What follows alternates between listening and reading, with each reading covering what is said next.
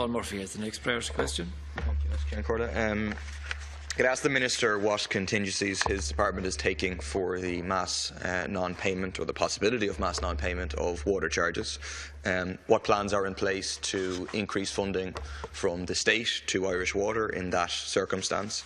If an assessment has been carried out on the impact of that on the Eurostat market test? Thanks. Sure. Thank you, Deputy.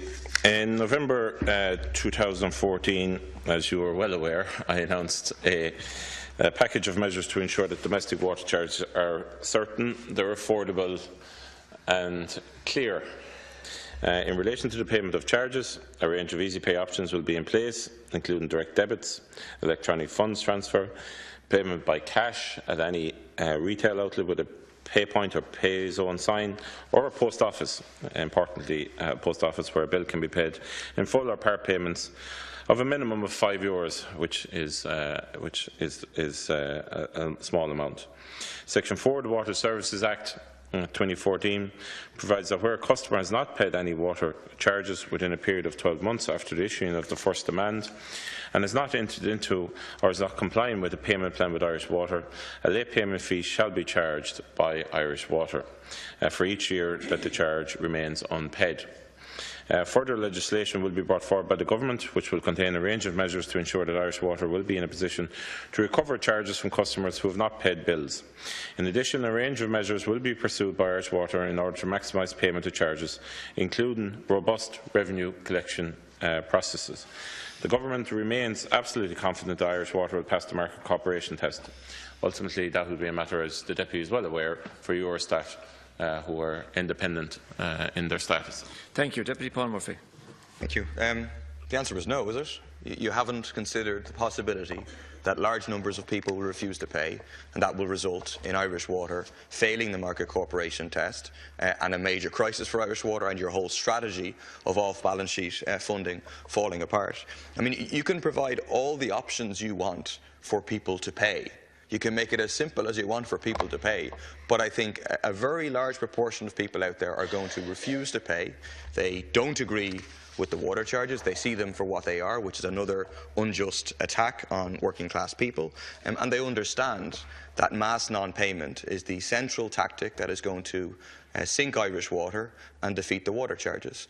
The rational decision for people to make is that there's no penalties for non-payment until July of 2016, and then €30 or €60. It makes sense for people to say, OK, we'll join this boycott.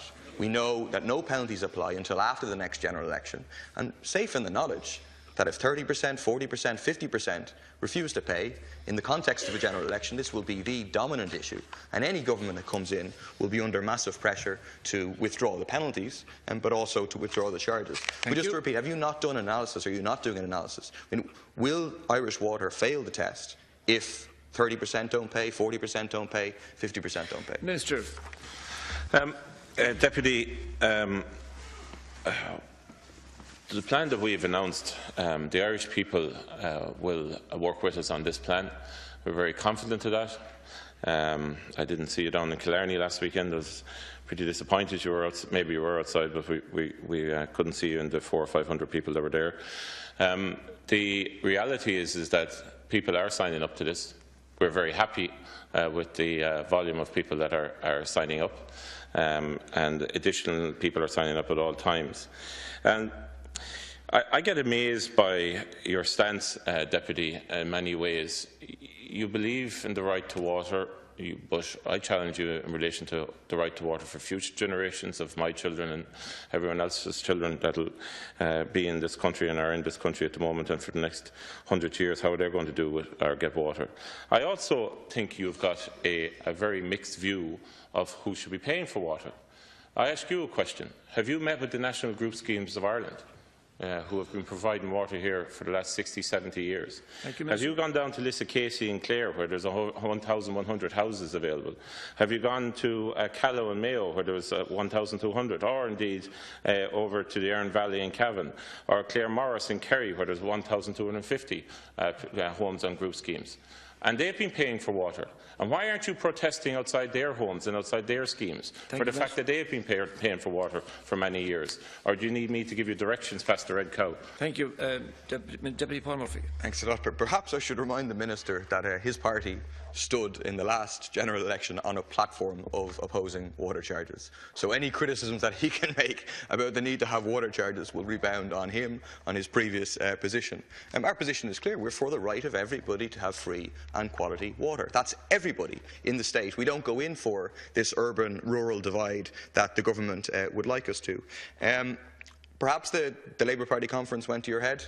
I mean, I understand there was a motion from your branch celebrating the best, well, I think you spoke about one of the best governments ever, and a motion celebrating your role as Minister for the Environment. And you're just completely disconnected from the reality that exists out there with those couple of hundred people in a room in Killarney all slapping each other on the back in what is, it's going to be a wake. I mean, you're going to be wiped out partly as a result of the water charges.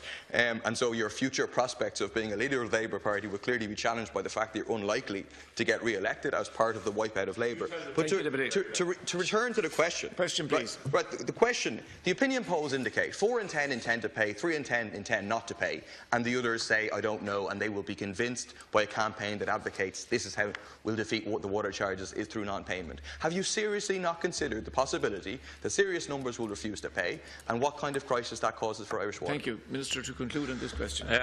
Look, Deputy, I don't. You can try and lecture the people of Tipperary, but I'm sure they're not going to listen to you. Being honest about it, I also